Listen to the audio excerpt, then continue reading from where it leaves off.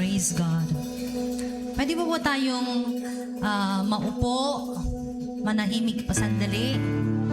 And let's feel the presence of the Lord in our lives and in this place.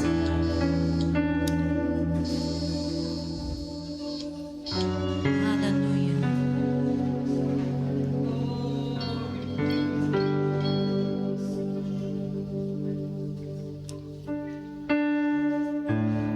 Sa nakalipas na mga araw, nakaranas po tayo ng may ingay na tunog, may ingay na mga pag-iyak ng mga tao dahil sa mga naranasan. But we have the peace in our hearts that the Lord is with us. The Lord is in control. The Lord is God. He is God. In whatever circumstances that we have, anumang sitwasyon na pinagdadaanan mo, you are here to give thanks to the Lord. Narito ka ngayon upang pasalamatan ng Diyos.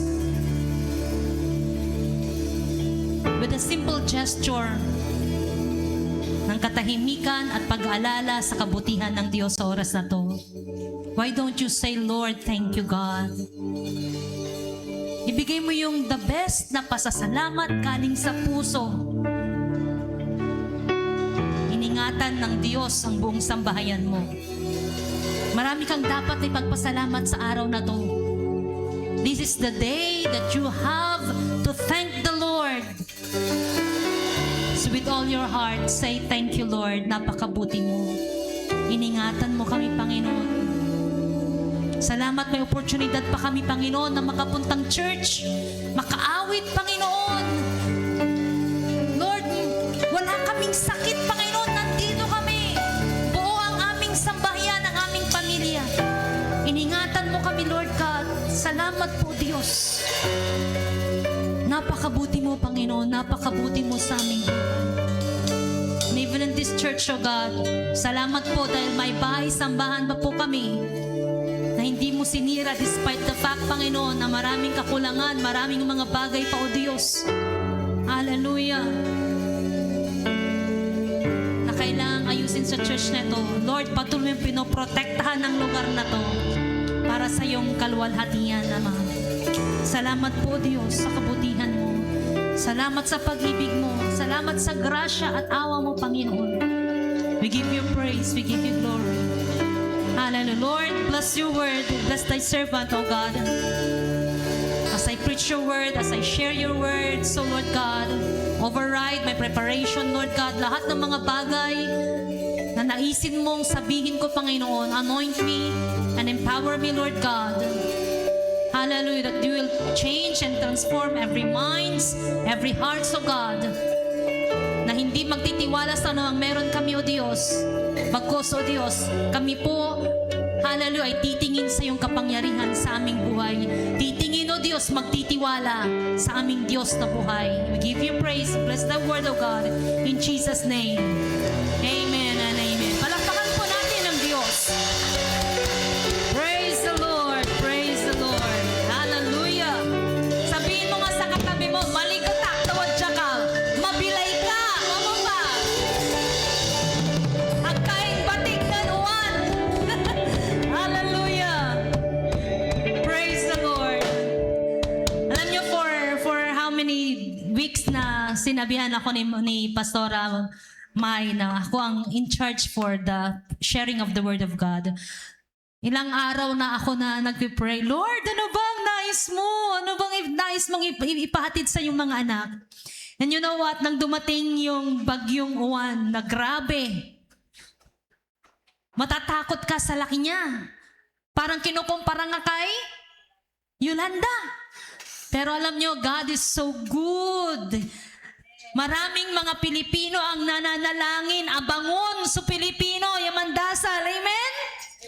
May mga bagay po kasi na pinagdadaanan tayo, inaalaw ni Lord na mangyari sa ating buhay, sa ating bansa, sa ating pamilya for a purpose. Tulad din ng shinare ni Pastora Jen kanina, in our midst ng mga storms, God is in control. Amen? Alam niyo po, let me have this introduction of the different things na dinadanas po ng bansang Pilipinas. Ano po ba ang mga news today sa Pilipinas? News! Number 1. Nauna na ang national disaster sa atin, natural disaster. Saan ba nangyari? Sa typhoon, sa earthquakes. Halos everyday mayroong earthquake. Kahapon, sa Sual, ang sentro. Nung nakaraang araw, sa La Union. So, parang ang tayo may dat-dat lang dat-dat. So, babaga na katawan, the birth pangs ng pagdating ng Diyos. Ginigising po tayo through the natural disasters na nangyayari. Gising mga Pilipino! Alam niyo po, sabi ni Pastor Peter Tanchi, ang Pilipinas ay ang pinaka number 1 na nag-iisang, anong tawag sa atin? Christian country.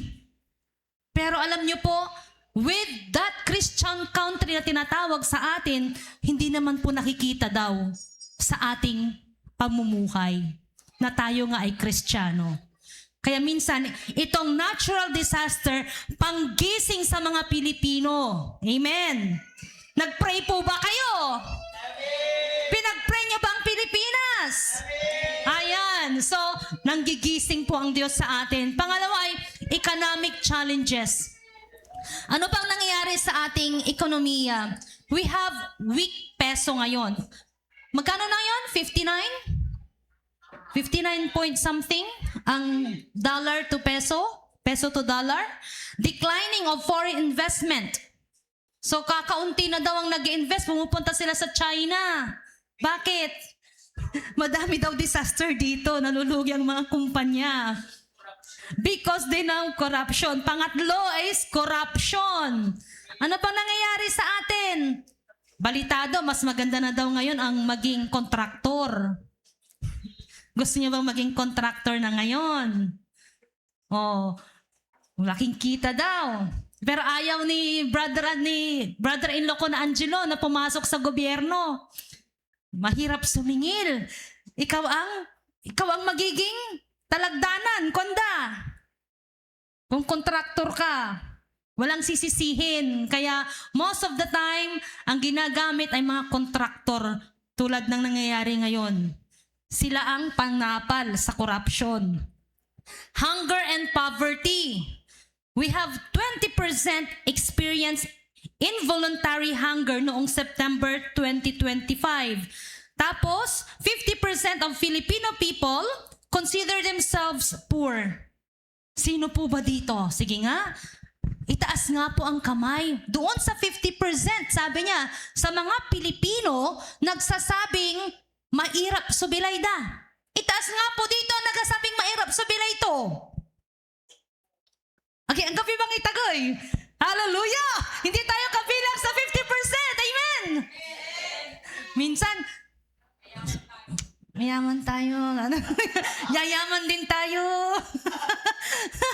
Pero alam niyo po, honestly, yung 50%, kahit na pumunta ka sa buong barangay mo, more than 50% sa barangay mo magsasabi na mahirap subilayda. Yan ang katotohanan po, realidad. Tayo, mayaman tayo dahil may Diyos tayo. Amen? And we are still praying na yung mga bagay ng sinasabi na i-declare sa buhay natin, hindi, Lord, kasi ikaw ay mayaman na Diyos ko. Amen. We have hunger and poverty and unemployment and food security. Alam niyo po, sa unemployment, sa Del Monte, USA, nag-file na silang bankruptcy. If mangyayari po sa Pilipinas ang pag-file ng Del Monte, about 33,000 po ang mawawalan na mga Pilipino. And that's a big thing para sa gobyerno natin, sa ating ekonomiya. Food security. Inaantay natin ng 20 pesos na bigas. Tama po ba? Sino bang nag-aantay sa inyo ng 20 pesos na bigas? Nangyari na ba? Meron naman. Direct pumunta ka sa NARIC, NFA.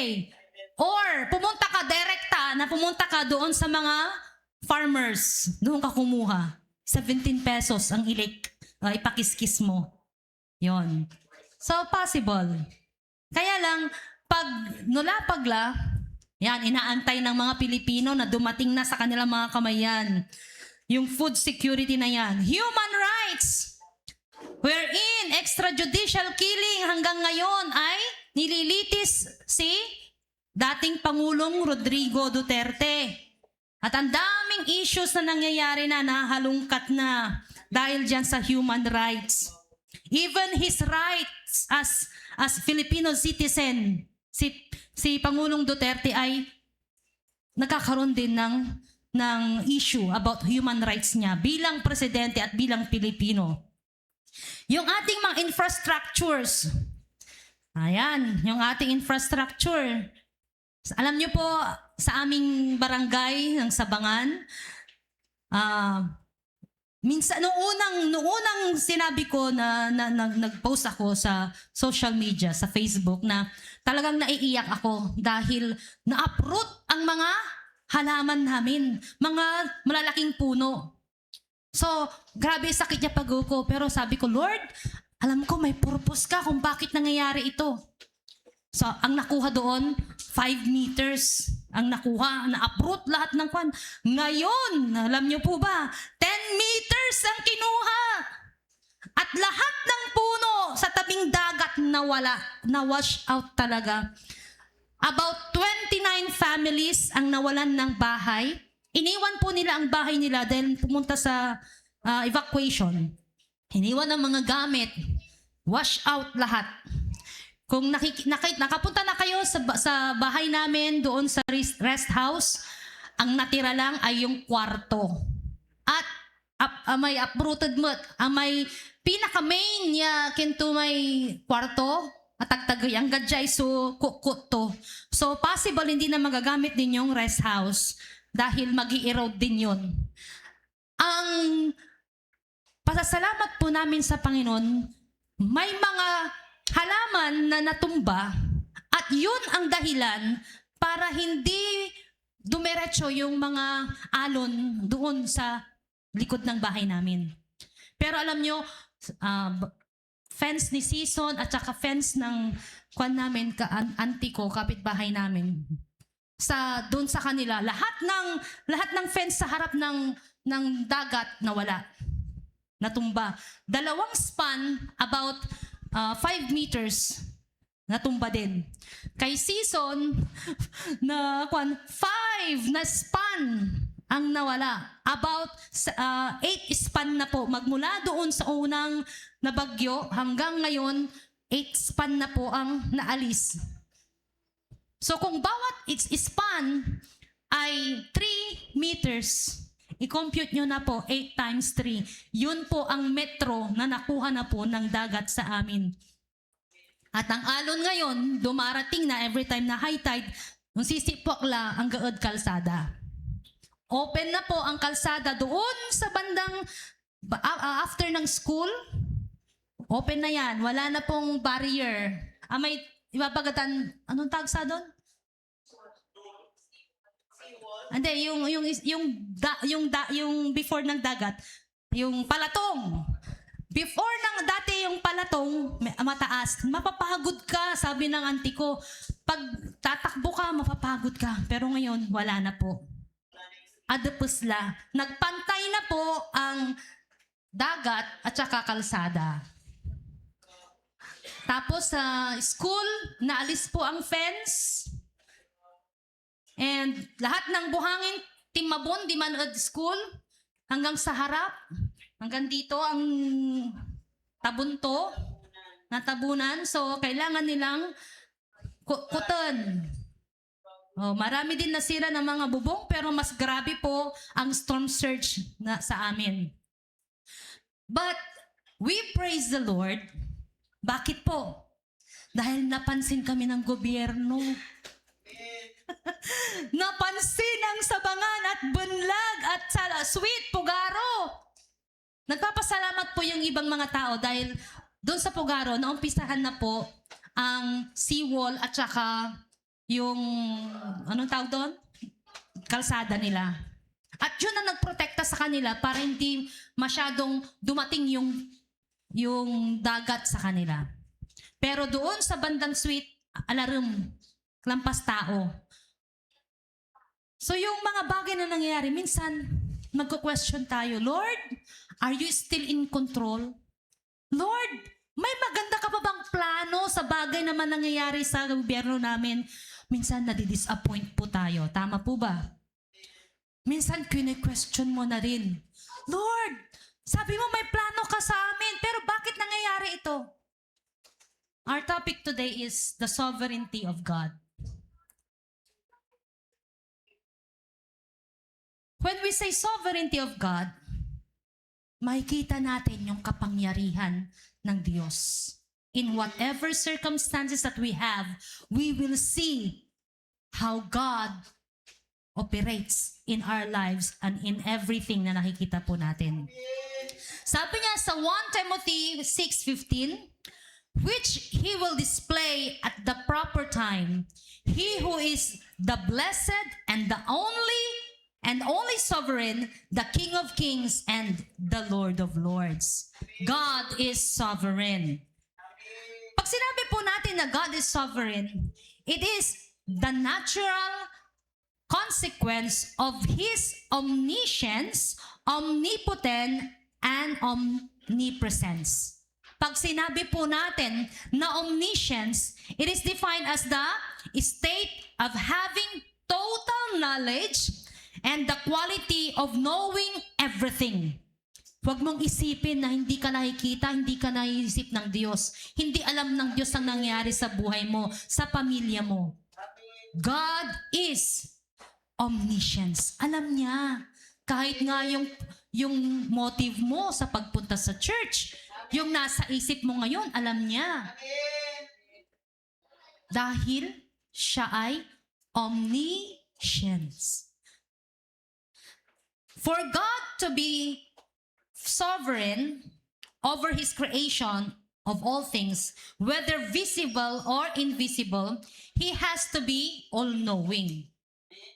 His omniscience is not restricted to any one person, the Godhead. Alam niyo po, ang pagiging omniscience, hindi lang Diyos Ama. God the Father, God the Son, and God the Holy Spirit, they are called God because number one, they are omniscience. They are omniscient. Alam nila kung anong nangyayari. Alam ng Diyos kung anong nangyayari sa amin sa sabangan. Kaya may nangyayari. Amen. Sabihin mo sa katabi mo, may nangyayari. Yan. God is also omnipotent. From the word omni, ang ibig sabihin ay all. Potent, ang ibig sabihin niya ay power. Pag kinumbine natin ang omni and potent, it becomes all-powerful. Kung malakas na si tatay mo, mas malakas ang Diyos. Greater. Na-appreciate mo yung ginagawa ng tatay mo ngayon na pag-repair ng mga bahay nyo, lakas niya sa mga bagay na ginagawa niya sa pamilya mo, mas greater ang Diyos mo. Amen? He is all-powerful. To say that God is omnipresent, it is to say that God is present everywhere. Huwag niyong pilosopohin na sasabihin mo, gaano man CCR ka? O may Diyos? Ay, syempre, awa. Ang ganon ti gago mo bilungot, ang tana Diyos. On, syempre. Katon, ang gano ang ti pangiyamot mo'y bangat mo, anto'y pangiyamot mo'y gagawin mo'n aliwa, God knows because He is present at that time. Mahirap pong lukuhin ang sarili. Na hindi ang mga bagay na tinatawag ko, hindi yan lalabas. No. God is God and you cannot mock God. Kaya, kung seryoso ka sa Diyos na sinasamba mo, manumamang ka, kwanda. Man-umamang ka. Ito may word yan, man-umamang. Magbago ka. Ayusin mo yung buhay mo. Dahil hindi lingid sa Diyos ang mga bagay na ginagawa po natin. When we speak of the sovereignty of God, we mean He rules the universe. But then the debate begins when and where His control is direct and when it is indirect. Paano ba natin masasabi? Kailan natin masasabi na talagang ang Diyos ang nagbigay ng problema ng bagay na ito? Or baka hindi naman siya. Doon tayo nagkakaroon ng question o ng debate, sabi nila. Now, let's proceed to verses that says God is sovereign. Ibig sabihin ng sovereignty is all-powerful and all-knowing. Makikita natin sa Psalm 147 verse 5, Great is our Lord and abundant in power.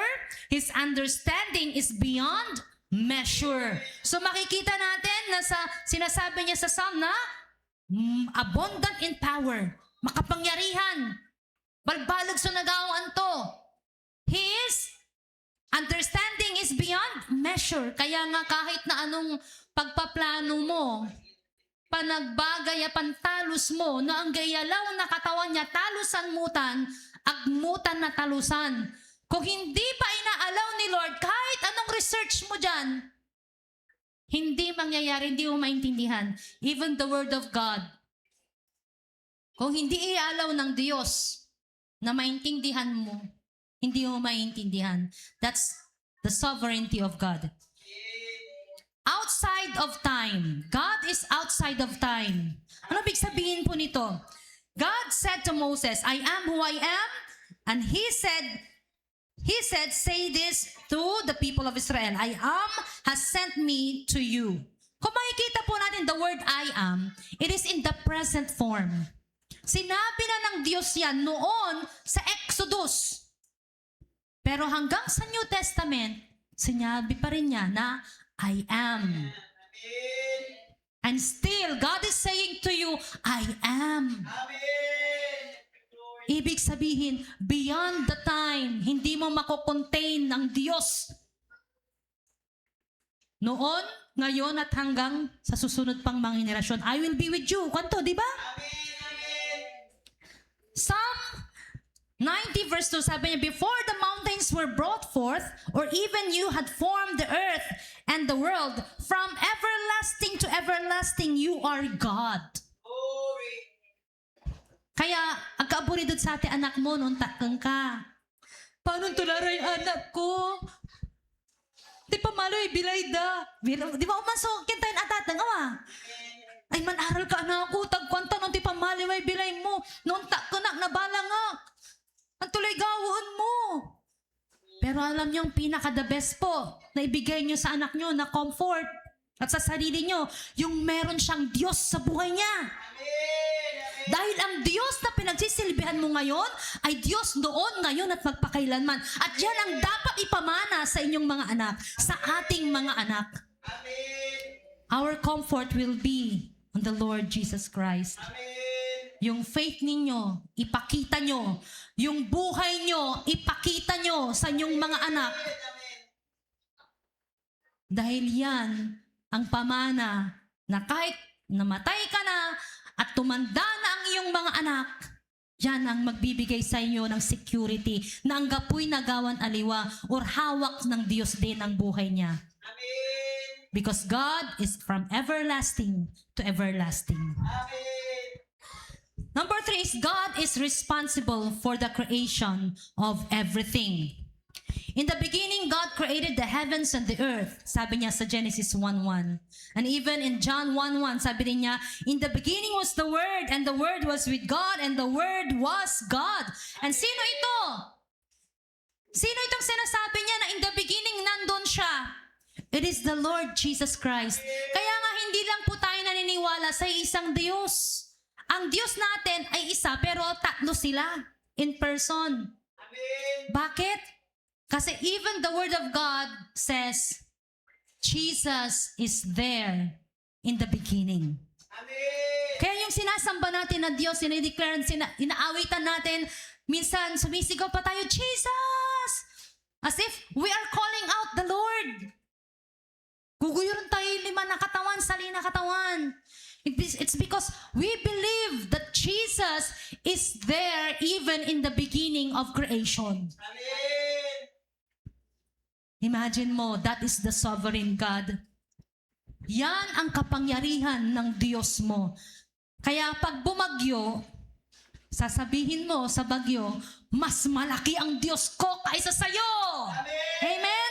Even pag dumating ang problema, sasabihin mo, mas malakas ang Diyos ko kaysa sa'yo. Amen. No, aburido ka't anak mo, mas anta na Diyos sa future anak ko. Amen. Minsan po kasi, ang tinitignan lang po natin, yung bagay na nasa harap natin. Yung mga problems, yung mga harapin po natin. Alam niyo po, nung gabi, o before na Sunday, sabi ko, Madam, ang mga kaagagi anak unlad church, itakar ko raramay, itakar ko, iraramay kyaw, ginawa min, walay parking space min ang asawa. Every early morning or hapon, doon kami nagtatambay, mga driftwood na malalaki. Nasasayang anak, intatakar ko, kasi ang malalaking mga kanyan mga kahoy. Kalimwatay Sunday, abala, sakay so atilak. Amin niya puno, yung itakaran mi, abalang, ato, tumba. Imagine, we want to secure our lives. We want to secure yung mga bagay na meron tayo. Pero alam nyo, all is in the hands of God. Amen. The sovereignty of God speaks in the storm. The sovereignty of God speaks sa mga bagay na pinagdadaanan mo na problema. Hindi lang limitado ang Diyos, ang sovereignty niya, ang kapangyarihan niya sa kagandahan na nakikita mo sa mga blessings. But even in the storm of life, even in your problems, even the natural disaster, makikita mo ang kapangyarihan ng Diyos. Amen. Hallelujah. Nothing in the universe occurs without God's permission. God has the power and knowledge to prevent anything He chooses to prevent or to allow by God. Imagine, may mga bagay pala na inaalaw at hindi inaalaw ng Diyos. A lot of times you experience yung testimony mo, Lord, thank you, hindi niya inalaw na madisgrasya ako. Lord, thank you, Lord, dahil may mga bagay na hindi inalaw ng Diyos na masira. But there are things that God allowed. And there are things na hindi inaalaw ng Diyos. At the same time, ito, pangalawang bagay, at the same time, God is offering human beings choices.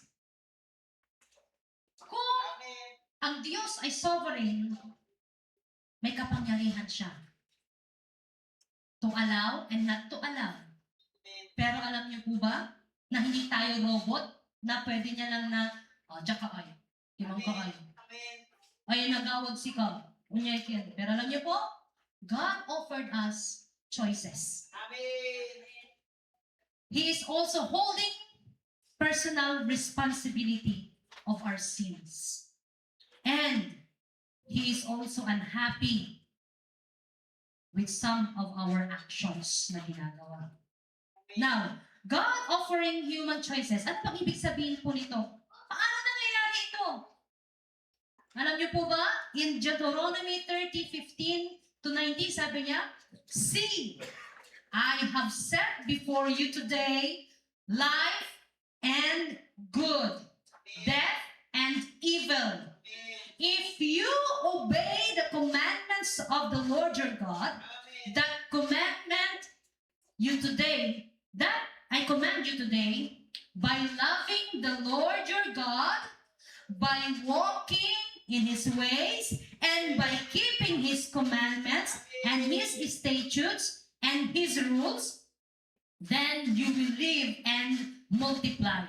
And the Lord your God will bless you in the land that you are entering to take possession of it.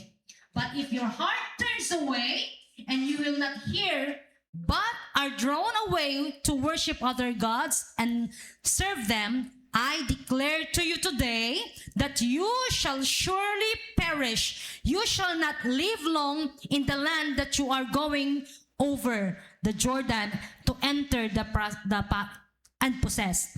I call heaven and earth to witness against you today that I have set before you life and death, blessing and curse. Therefore, choose life, that you and your offspring may live. Amen. Alam niyo po ba na napakahalaga yung word na if?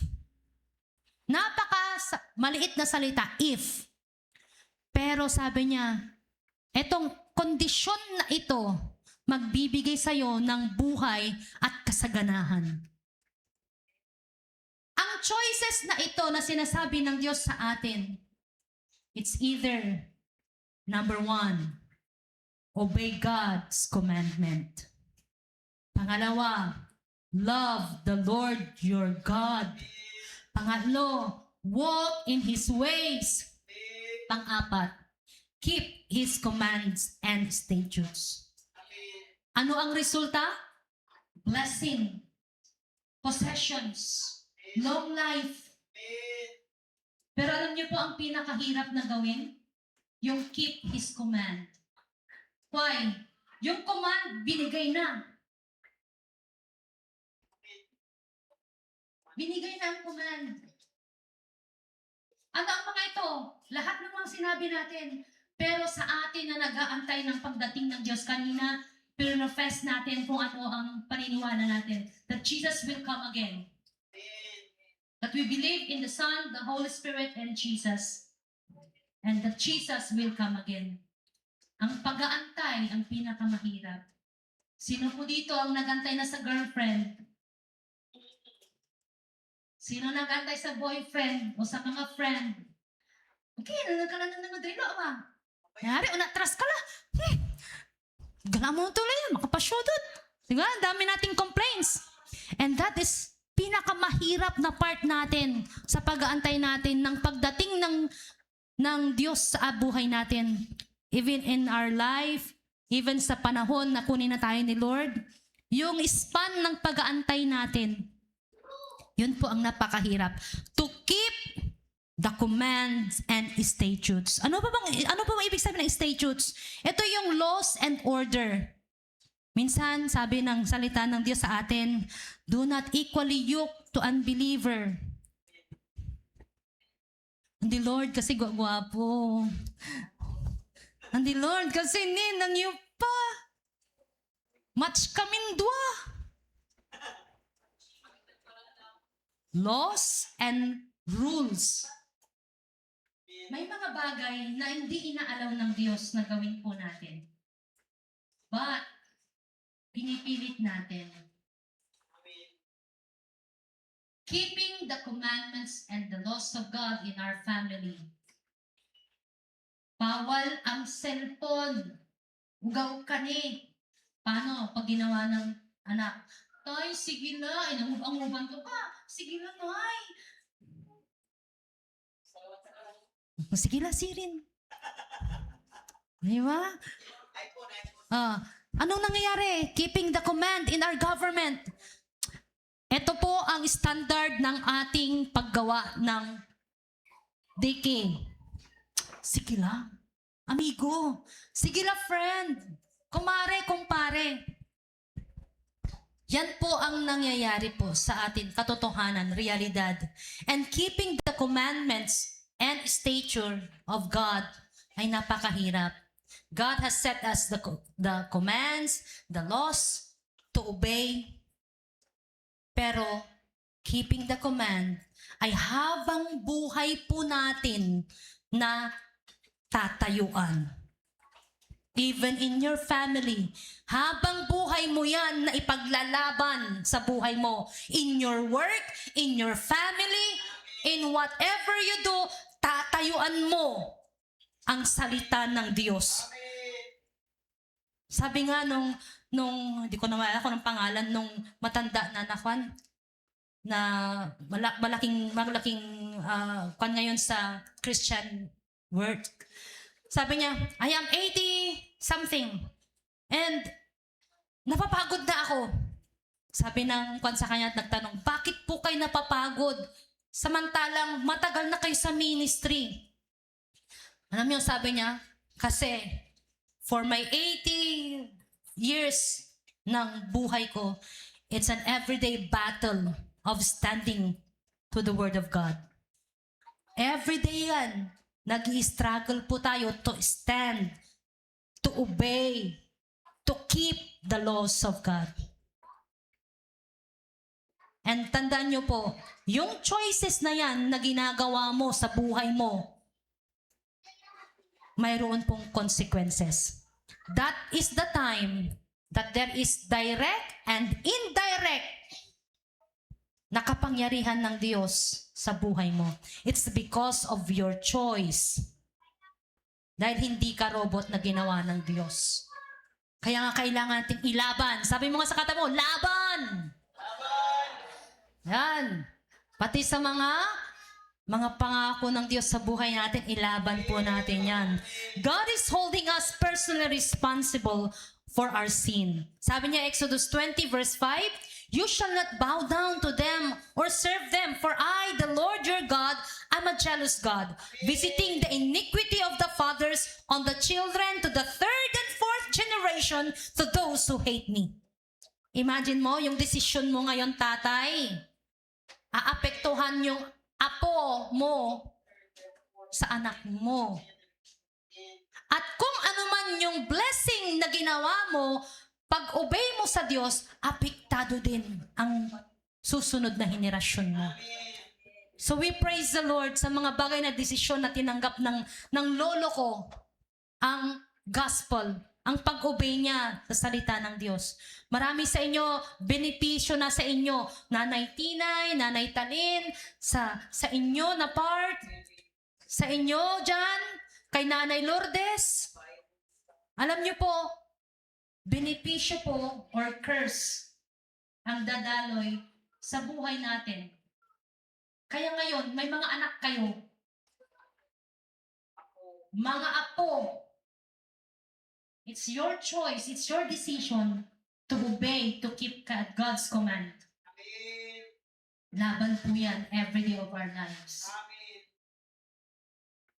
God is holding us responsible sa mga decision po natin, sa mga choices po natin. He is also being unhappy with some of our action. Sabi niya, "So Israel yoked himself to Baal and of Peor, and the anger of the Lord was kindled against Israel." The fact that sin exists at all proves that not all things that occur are the direct action of God, who is holy.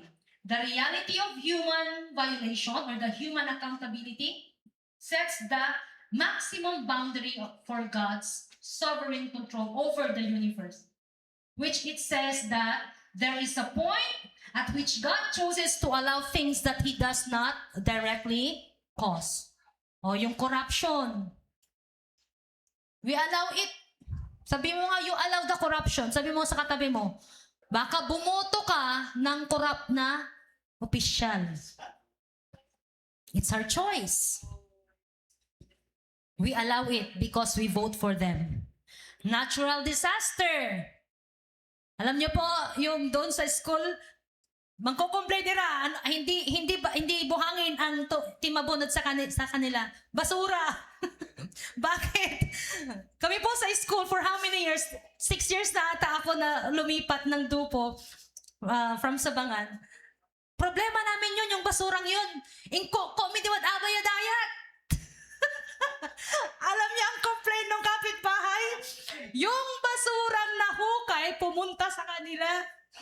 As in, buong ground nila, puro basura. Basura mo, babalik sa'yo. Sabi niya, di ba? Yan. Doon sa Cebu, sa, anong tawag doon? Cebu. Anong nangyari? Grabe. 6 feet ang dulap. As in, natabunan yung sinasabi ni Sister Jen kanina, yung mga sasakyan nila, nagpatong-patong. Anong dahilan? Alam niyo po ang nangyari? Doon sa paligid nila ng mga bundok, inaayos. May quarry at saka may ginagawang mga, anong tawag doon? Pabahay na matatapos.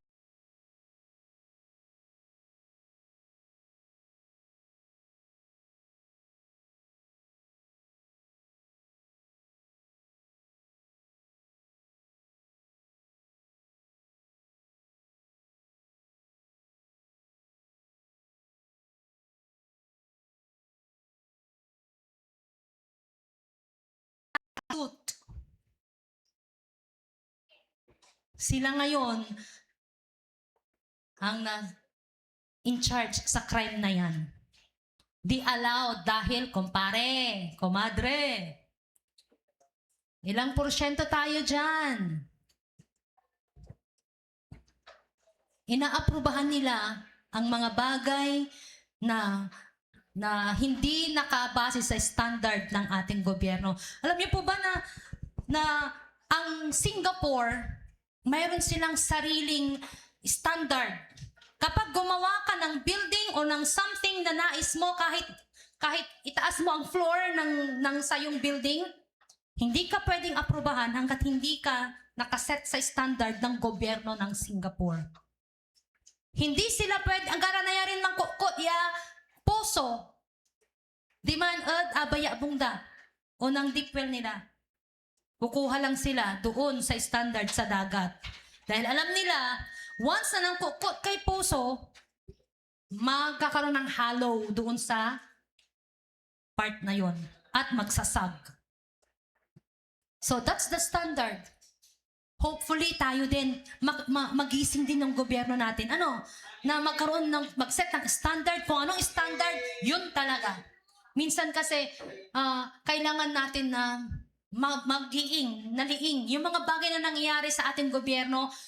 Hindi ito bagay na pagtatakpan lang, but it's been years that God is saying, I will expose, I will expose, I will expose. Dalaga pa po ako. College pa ata ako nung narinig ko si Cindy Jacobs. Pero ilang taon na ako? 46 na ako. Wala anak akong college. Parang ganyan siguro sa panahon ni Renzo. Nung narinig ko yung, I will expose, I will expose. At hanggang ngayon, ginagawa pa rin ng Diyos because God is not limited sa time. Amen? Still, God is doing something in our government. Amen. We have core principles, number A and B. We have ultimate authority ng God, that God is sovereign. God holds the supreme power and authority to judge and to rule in the affairs of His creation. His authority is absolute and not subject to any other power. His direct and indirect action is based sa kapangyarihan niya and sa choices din po natin. We have also more things na masasabi about sovereignty of God. Sabi niya, wait, there's more. Hindi lang yung sovereignty na yan ang kapangyarihan ng Diyos. But we have also the sovereignty of God that says He has complete control. God is in control over everything, including the ability to override all the powers and authorities. This control is exercised according to the royal council and for His glory. Alam niyo po, ang mga bagay na panaburidoan tayo at gobyerno tayo, alam niyo po ba na ang Diyos din ang nagbibigay ng mga leaders po natin. Though we have the anong tawag dito, kasalanan, meron din tayong part. Pero God is also in control sa mga leaders na nandyan. Sa Romans 13:1, sabi niya, let everyone be subject to the governing authorities, for there is no authority except that which God has established. The authorities that exist have been established by God. So, kama mo complain sa tay, kurakot ya, sir mo, madam mo, o kaya si Kian. Sir, kasi binigay din ng Diyos po sa atin. However, God is in control. Sabi niya sa Proverbs 21 verse 1, the king's heart is a stream of water in the hand of the Lord. He turns it wherever He will. Kahit masama man yan, may purpose ang Diyos sa buhay niya. Kahit kurakot yan, may purpose ang Diyos sa buhay niya. It all goes to God's control and power and purpose. Parang mahirap i-contain Hey Lord, bakit ba? Questionable ang buhay buhay niya. Bakit siya ang leader ko? Bakit si ganito? Na leader namin. Hindi naman nakikita sa buhay niya ang sinasabi niya. Pero you know what? Sabi niya, God is still in control. God knows what is happening. Amen. Sabi niya dyan is, it is for His royal counsel and for His glory. Ang mga bagay na nangyayari, it's for His counsel. Royal counsel means, pag gumagawa, nagsasuggest, or something na sinasabi ang Diyos, it's just and righteous. Kaya pagkatiwalaan mo ang Diyos sa mga bagay man na nakikita mo, na hindi mo approve. Because God is just and God is righteous. At tandaan mo din, ang mga bagay na desisyon ng mga leaders mo ay accountable sila sa harapan ng Diyos. Yung mga nanay at tatay na hindi maayos ang pag-lead sa mga anak, accountable din po tayo sa mga anak natin dahil tayo ang mga leader ng pamilya po natin. Amen. Sabi niya, for His glory also. His glory, ang glory po ng Diyos shows power and excellence. Imagine mo, may mga bagay na nakikita ng bagay na kapangyarihan ng isang tao, kapangyarihan na nangyayari, yung out of your control. But God says, it's His for glory. His glory. Kaya ang gano'n tinanairapan ka, may salamat ka pa rin sa Diyos. Sabi niya, everything give thanks. Hindi mo nga maintindihan ngayon, again. Hindi mo nga maintindihan ang nangyayari. Bakit siya pa? God is in control and God has a purpose. And that purpose is for His glory. That glory will say it's for excellence. It's for blessing para sa iyo yan. Alam nyo nga, sabi nga ni Sir Jen kanina, nadidevelop ang karakter natin sa mga panahon na natitest po tayo, sa dumadaan ng mga storms sa buhay natin. And God is the perfecter of our faith, sabi niya. Even sa mga tao na sabihin mo na, Ki, kaskasyan ka, walay cancer mo. Ki, walay mo niya. Alam niyo ba, ginagamit pa rin ng Diyos yun para ma-perfect ang pananampalataya ng taong yun? Huwag po nating sabihin na, makasalanan ka, katutan niya, mansasakit ka. Hindi po, may purpose pa rin po ang Diyos. And God is the perfecter of our faith. That's the time na tatawag ang isang taong yan, Katawan, kailangan kita. May cancer ako. Katawan, si kalabat so alaon ko kasi si kailalok. Yun po yung dahilan kung minsan bakit inaalaw ng Diyos yung mga sakit-sakit. Kasi God is the perfecter of our faith and we don't know how the Lord process kung paano dinidevelop ng Diyos. But we believe sa mga bagay na nangyari sa buhay mo, sa mga paghihirap mo, God has a purpose. Amen. Sabihin mo nga, Hallelujah! Hallelujah! Praise God! And another one, He has purpose and plan. Sabi nga natin, His sovereignty is understood as working towards a specific, ultimate goal for the universe with all events ultimately being part of His purposeful plan. And what is this plan ng Diyos sa buhay natin? Sabi sa 1 Corinthians 2:9, but as it is written, what no eyes has seen, nor ear heard, nor the heart of man imagined, what God has prepared for those who love Him. Mahal mo ba ang Diyos? Imagine mo, para kanino yung magagandang plano ng Diyos? Sa mga nagmamahal sa Kanya. Gabriel, no patay kaabay mo, inaram sa Diyos. Parad Sara may manangaro at Diyos labat so sari balibalin plano na katawan. And what about those? Siyempre, ano ang kabaliktaran ng good?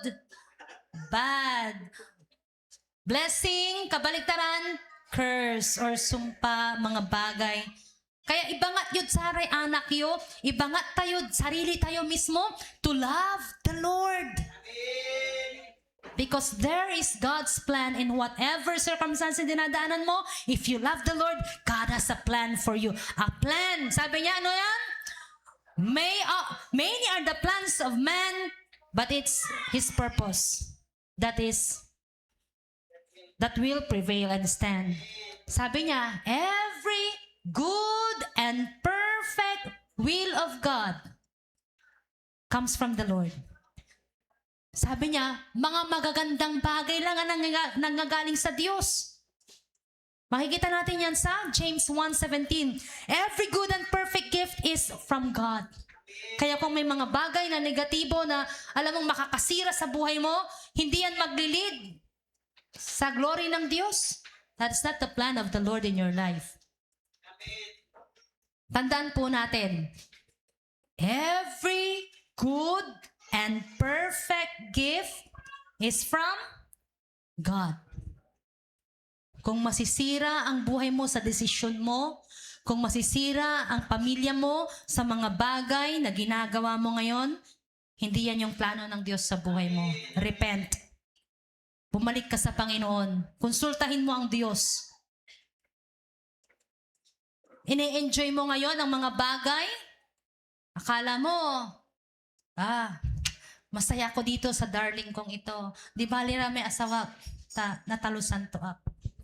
Sabi niya, every good and perfect gift from God. If you do the sin, enjoy mo ito. Nakala mo, nag-enjoy ka, this is good. But that's sin. Alam nyo, meron at merong hangganan ang ginagawa natin. He is also the source of comfort. Ang pagiging sovereign ng Diyos ay pagkukuhanan din po natin ng ating comfort, ng ating lakas, ng ating kapayapaan. Evil will not ultimately triumph and that God's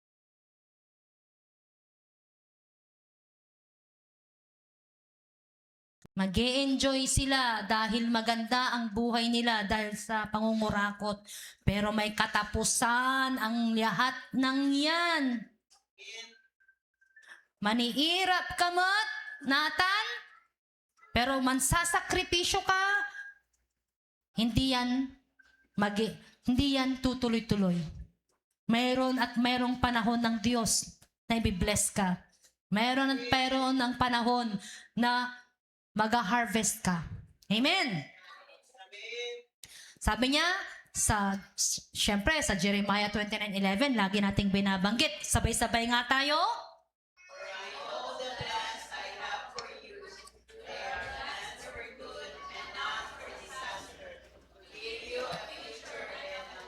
Amen. Sabi pa rin niya sa Romans 8:28, and we know that for those who love God, all things work together for good for those who are called according to His purpose. Sige nga, ulitin mo. Inaram sa Diyos. Sige, kapit mo lamat. Inaram sa Diyos. Atan so hawakan tayo. Atan so pangibumbunan tayo. Tano inaram sa Diyos. Sabi niya, all things work together for good. Hallelujah.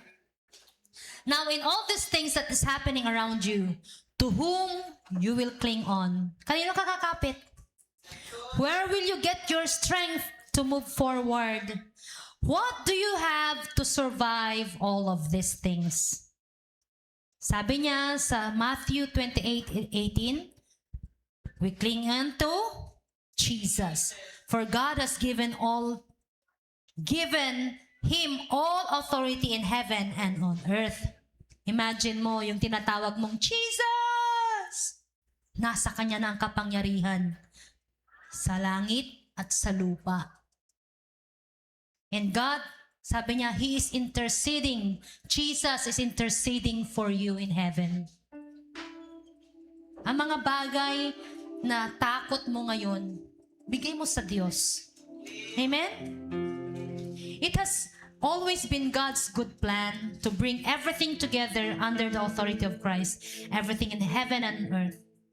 Kung narinig mo ang mensaheng ito, wag po sanang magkaroon tayo ng Pharaoh syndrome. Ano itong Pharaoh syndrome? Si Pharaoh, before na ibigay yung husga sa kanila, nagkaroon pa ng pagkakataon na binigyan ng chances ng Diyos si Pharaoh para i-release ang Israel. Hindi lang po pinatigas ng Diyos. Before na pinatigas ng Diyos ang puso ni Pharaoh, binigyan pa ng Diyos ang chance ni Pharaoh na mag-release sa mga Israel. Pero sabi sa Bible, sabi sa kwento ng Bible is, Pharaoh hardened his heart. Maraming pagkakataon na binibigyan po tayo ng chance ng Diyos na magbago, bumalik sa Kanya. Ibigay ang tiwala, hindi sa mga tao na meron tayong pinagkakatiwalaan ngayon, pinaghuhugutan ng lakas. May mga time na alam natin na, Lord, sawang-sawa na ako sa buhay ko ngayon, sa mga bagay na paghihirap. But you know what? The Lord knows kung ano nangyayari sa buhay mo. Kailangan nating mag-obey. Narinig natin that those who love God will have the blessings. Those who keep His command and His statutes, sila yung mabubuhay ng masagana at may blessings.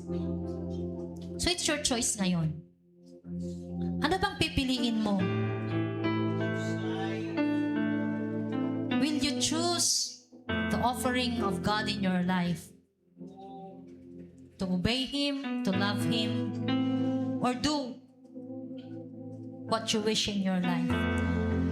Hindi, Lord, kasi kaya ko pa. Hindi ko siya i-give up, Lord, kasi ganito. Pharaoh syndrome. Kung hindi ka magbabalik sa Panginoon, hindi mo i-let go ang mga bagay na hawak mo na kinukuha ng Diyos sa'yo dahil makakasama sa'yo. May mga kasalanan na nasa buhay mo na nagiging hadlang para gamitin ka ni Lord or makuha mo ang blessings. Pagtagal, you will have the Pharaoh syndrome. The Lord mismo, ang Diyos mismo, ang magpapatigas ng puso mo. Huwag po sana mangyari yon, Magagi. Right now, pwede po bang inaanyayan ko po kayo na kahit nandyan kayo sa upuan ninyo, realize in yourself, come to your senses, Lord, may mga bagay po ba na nais nyo na baguhin ko sa aking buhay? May mga bagay pa po ba na hindi ko kinukomit sa iyo, Lord?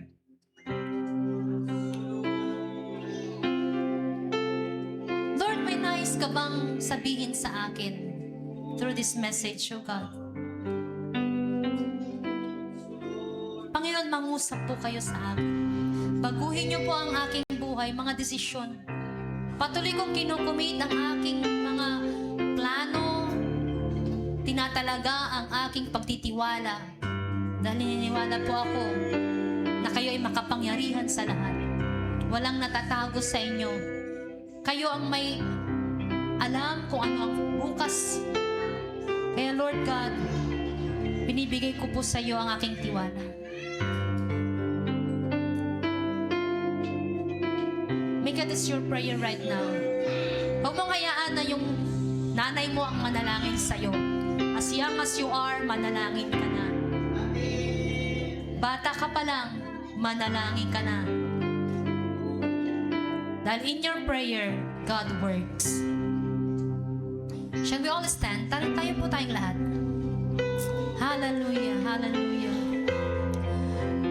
Ama namin na makapangyarihan sa lahat, salamat po sa iyong mga salita.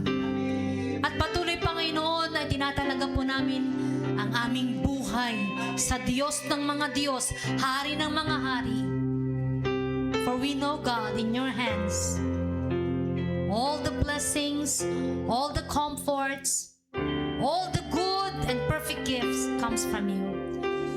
Kanino kami tatakbo, Panginoon, in times of disaster, in times of problems, kundi kayo na may alam ng aming future. Kayo na in control sa lahat ng panahon. And so God, forgive us, O Lord God, sa mga bagay na kasalanan namin, sa mga wrong choices na ginawa namin in our lives. Patawarin niyo kung po kami, Panginoon. Let it not pass through the generations, Panginoon. Hallelujah, na magagaling sa amin.